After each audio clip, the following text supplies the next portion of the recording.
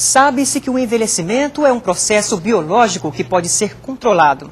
Há uma série de estudos afirmando que um estilo de vida saudável é uma das chaves da longevidade. Você vai conferir agora no Jovens em Foco dicas saudáveis para manter-se jovem. Por exemplo, como ficar saudável e jovem por mais tempo. E o que deve ficar fora do cardápio de um jovem. Bom, essas e outras dúvidas vão ser esclarecidas agora. Isso. Prazer meu. Existe uma fórmula para se manter jovem por mais tempo, doutora? Se é que existe? Então, a gente sabe, Germano, que alguns fatores, como você mencionou, são responsáveis pelo envelhecimento. O próprio álcool, a poluição que a gente encontra no meio ambiente, né? Carro, o próprio cigarro. Então, alguns desses efeitos, eles vão estar aumentando ainda mais o envelhecimento, acelerando esse processo. E a gente sabe que alguns alimentos, eles ajudam nessa prevenção. Por exemplo, aquela pessoa que ela é fumante, se ela faz uso de vitamina C, ela vai ter uma proteção extra em relação ao seu pulmão, à sua saúde respiratória. Né? Se uma pessoa ela usa álcool, ela, no caso, ela tem esse hábito de consumir bebida alcoólica, e existem alguns alimentos que eles ajudam nessa digestão, né, facilitam esse processo digestório e também são benéficos. Em relação a pessoas que têm tendência a ter problemas cardiovasculares, existem nutrientes, alimentos que são cardioprotetores, como é o exemplo do suco de uva, né, que eles têm flavonoides e são cardioprotetores, assim como outros alimentos. Sem dúvida. E o que fazer para evitar que o corpo, doutora, se torne frágil e vulnerável, já que a doutora falou aí da nutrição com o suco de uva, né, que possui um nutriente, que com isso evita até doenças cardiovasculares. Isso. Então a gente sabe que existem alguns alimentos que estão no cotidiano das pessoas que em excesso eles podem ser considerados venenos, né, para a saúde desse indivíduo. Por exemplo, a gordura trans, que é uma gordura muito parecida com a gordura saturada, que a gente encontra em alguns alimentos, tais como alguns recheados, alguns tipos de tortas. Então a gente tem que ter cuidado com esse consumo em excesso, tá? Não é que o consumo desses alimentos eles vão fazer mal à saúde, mas o excesso pode tornar prejudicial. Então o excesso de gordura saturada, o excesso de açúcares refinados. Então a gente pede para que, no caso, se você quer ter uma saúde, você quer ter sempre um hábito de vida saudável, quer ter longevidade, moderar sempre no consumo desses alimentos. Sem dúvida. E aquele jovem que está nos assistindo agora, tem aquele cardápio desregrado, né? Aquela alimentação, faculdade, colégio, e não sabe muito bem assim o que comer, a hora de comer, o que colocar nessa alimentação. Aí eu pergunto a você, doutora, o que deve ficar fora do cardápio de um jovem? Esse é um assunto muito importante que você, no caso, mencionou, porque o que é que está acontecendo, Germano? Hoje em dia, né, os jovens, adolescentes, eles não estão dando tanta prioridade à alimentação. Até porque o jovem está sendo muito cobrado hoje em dia. É a faculdade, é aquela cobrança para fazer um curso de línguas, né, um aprimoramento no próprio colégio. Então, acaba-se não dando tanta prioridade à alimentação. E a gente sabe que a alimentação é a base de tudo.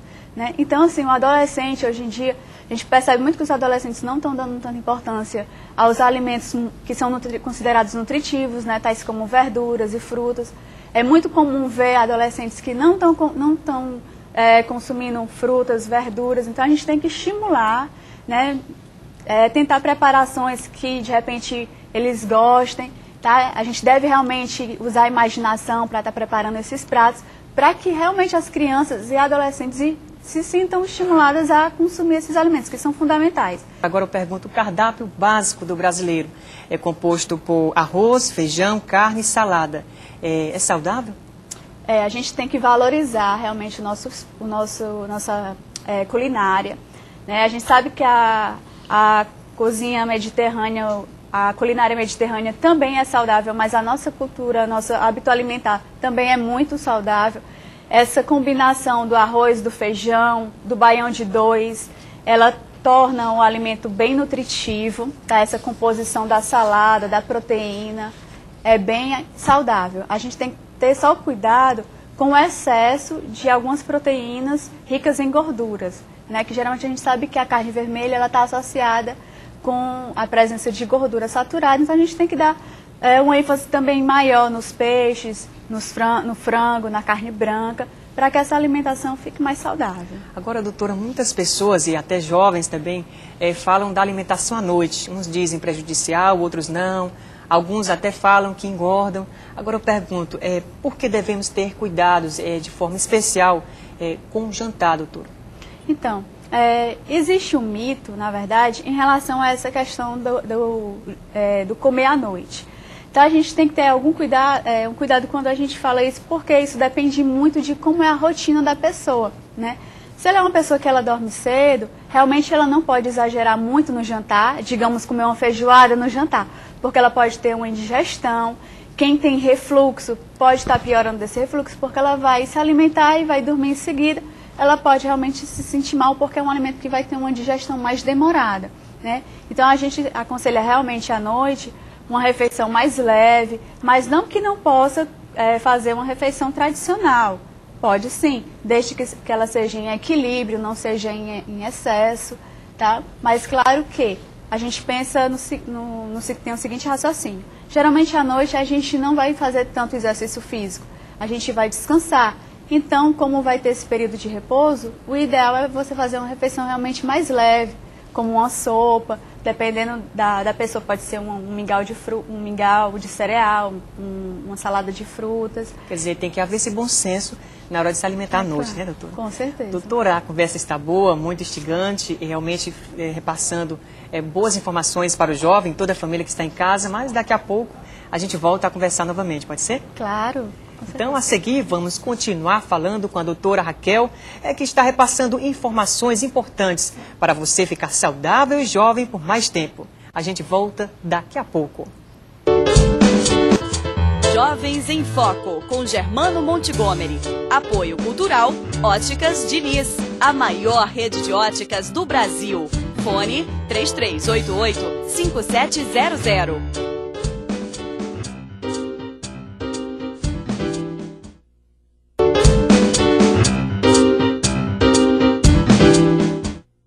Voltamos a falar sobre a necessidade de manter o organismo saudável e assim ficar jovem por mais tempo. Para isso, vamos dar continuidade à nossa conversa com a nutricionista Raquel Pessoa. Doutora, é um prazer poder continuar esse nosso bom bate-papo aqui no Jovens em Foco. Com certeza. Espero que vocês estejam gostando. Sem dúvida, está sendo bem proveitoso ao nosso telespectador que não perde um programa. Doutora, como a gente estava falando agora há pouco, as dicas saudáveis para manter esse jovem na alimentação. Seria bom procurar o licopeno de tomate, que é um poderoso antioxidante, que a gente também falamos agora há pouco. Quais os alimentos que podemos encontrar, doutora, nesses antioxidantes? Então, o licopeno, como você bem mencionou, ele é um tipo de nutriente que ele não pode faltar, principalmente para o público masculino. Por quê? Algumas pesquisas mostram que o licopeno ele previne contra o câncer de próstata. Então, se você, desde a infância, você tem esse consumo diário de tomate, que é justamente o alimento onde a gente encontra o licopeno, você vai ter aquela proteção corporal para estar evitando esse câncer de próstata, né? Então, é importante realmente o uso desses alimentos. Existem alguns outros alimentos onde a gente encontra antioxidantes, né? Como é o caso que eu mencionei, o açaí, as frutas, tais como laranja, tangerina, acerola, onde a gente encontra a vitamina C, que é um poderoso antioxidante, né? A gente sabe que, atualmente, a gente vive num local onde a poluição está em toda parte, né? E, no caso, essa poluição, ela pode estar aumentando os radicais livres no nosso corpo. Esses radicais livres, que são conhecidos também como espécies reativas de oxigênio, eles são como se fossem destruidores das nossas células. Em excesso, eles podem ser prejudiciais. Então, as vitaminas, os antioxidantes, eles agem combatendo esses radicais livres, que é justamente a vitamina E, a vitamina C, né, que são esses principais, que não devem faltar no cardápio do jovem, né, do adulto, da criança. Sem dúvida, e você